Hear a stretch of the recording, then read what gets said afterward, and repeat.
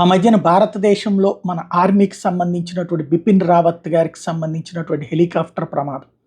అదే పెను ప్రమాదం భారత్‌లో అది త్రివిధ దళాల అధిపతి మరణం అన్నటువంటిది అనుకుంటే, తర్వాత రీసెంట్‌గా జరిగింది ఇరాన్ అధ్యక్షుడు రైసీ హెలికాప్టర్ విధ్వంసం, అక్కడ ప్రాణాలు కోల్పోవడం. అయితే అది ముందు ఇజ్రాయెల్ కుట్ర చేసింది, అమెరికా కుట్ర చేసింది, లేజర్ ఆయుధాలు ఇవన్నీ వచ్చినా ఇంకోవైపున వాతావరణం చెప్పడం, వాతావరణం కాదని చెప్పడం, ఇదంతా చర్చలు నడిచినాయి. ఇప్పుడైతే ఇరాన్‌కి సంబంధించి ఆ ఇన్సిడెంట్ ఒక పక్కనైతే, తాజాగా Armenian prime minister chopper crash కావడం అన్నటువంటిది సంచలనం సృష్టించింది. Armenian prime minister Nikol Pashinyan's helicopter made an emergency landing on May 25th.